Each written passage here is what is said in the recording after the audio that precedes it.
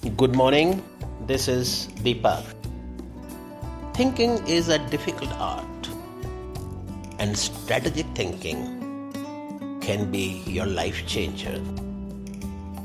It's called good always to seek the advice of people you trust before venturing out. Most people spend more time planning their summer vacations than planning their life. My talk today is about strategic thinking. Here we go. When you hear the words strategic thinking, what comes to your mind? Do visions of business plan dance in your head? Do you conjure up marketing plans, the kind that can turn a company around? Perhaps you contemplate global politics, or you recall some history's greatest military man, Hannibal crossing the Alps to surprise the Romans, the Allies' invasion of Normandy. Perhaps, but strategy doesn't have to be restricted to military action or even to business.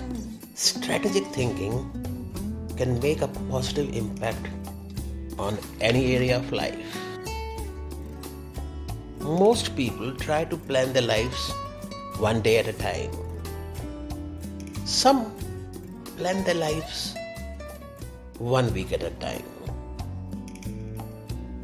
But my suggestion is, at the beginning of every month, spend half a day working on your calendar for next 40 days. That way, you get a jump start on the next month and don't get surprised.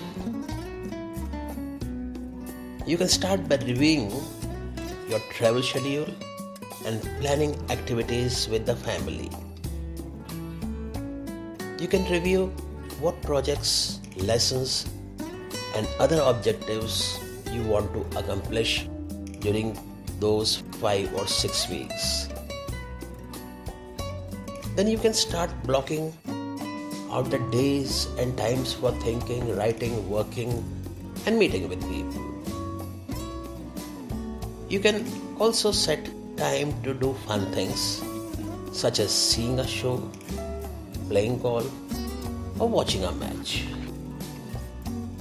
Strategic thinking helps you to plan, to become more efficient, and to maximize your strength and to find the most direct path toward achieving any objective.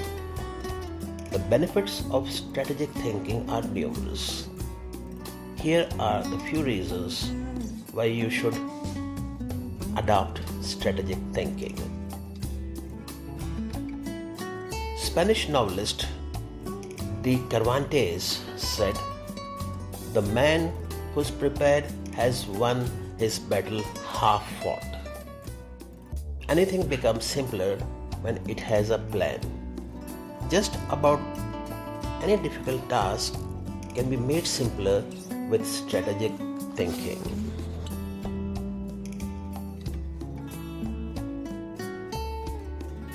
Look at the following questions developed by Bob B. Hill, the author of Master Planning. Direction. What should we do next and why? Organization. Who is responsible for what? Who is responsible for whom? Do we have the right people in the right places? Cash. What is our projected income, expense, and net? Can we afford it? How can we afford it? Tracking. Are we on target? Overall evaluation. Are we achieving the quality we expect? Refinement. How can we be more effective and more efficient? These may not be the only questions you need to ask to begin formulating a strategic plan, but they are certainly a good start.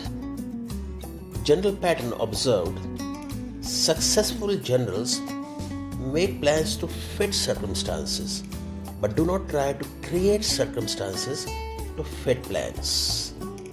All good strategic thinkers are precise in their thinking. They try to match the strategy to the problem. Sloppy or generalized thinking is an enemy of achievement.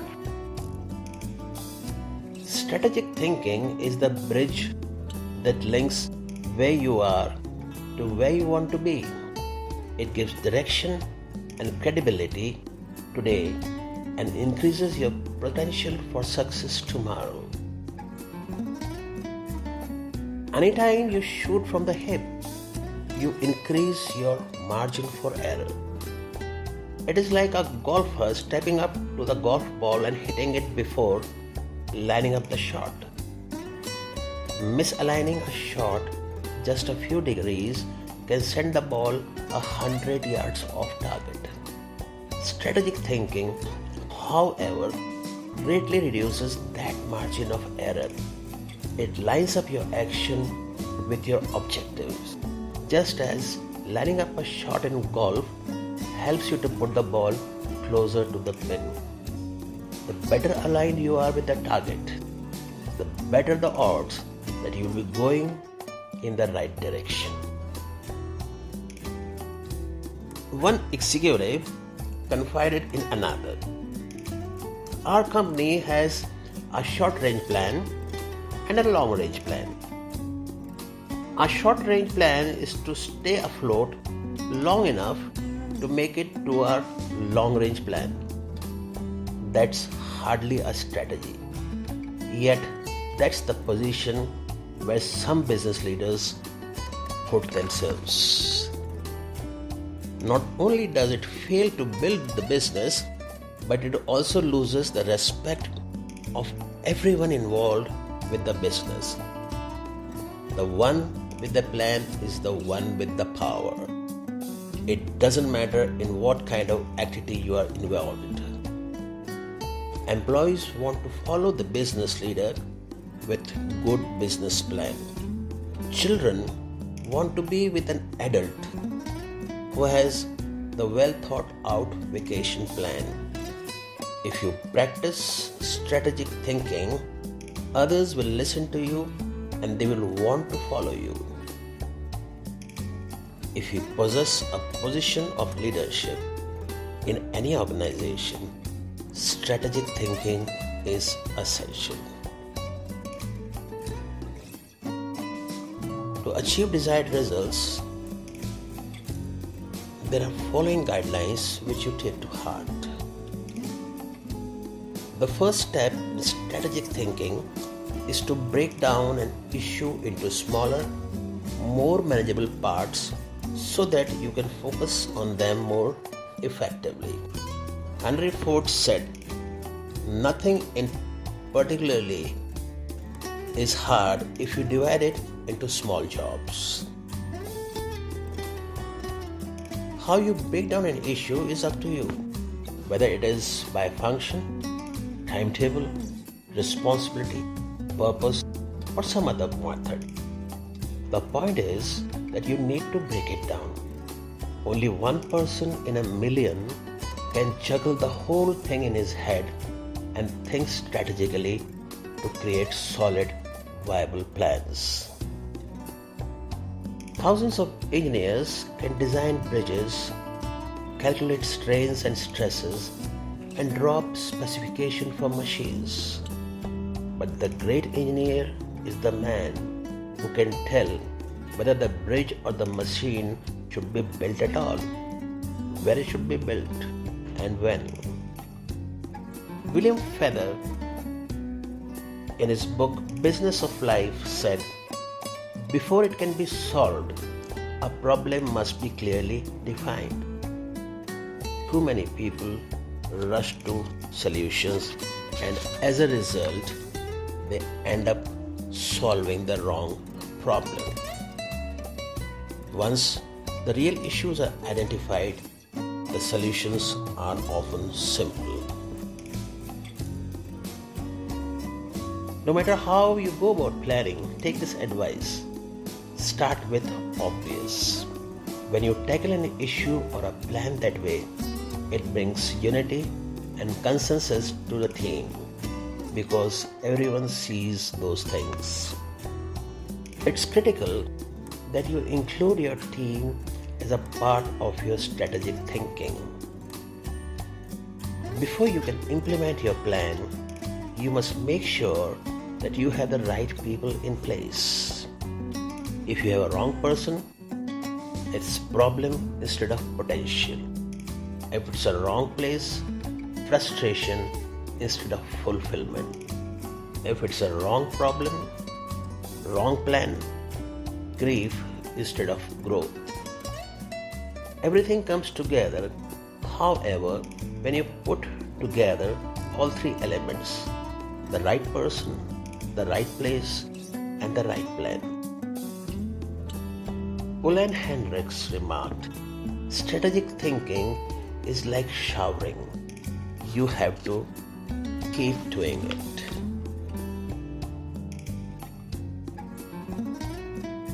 I give you an example how strategic thinking has worked wonders for Maxwell Coffee House.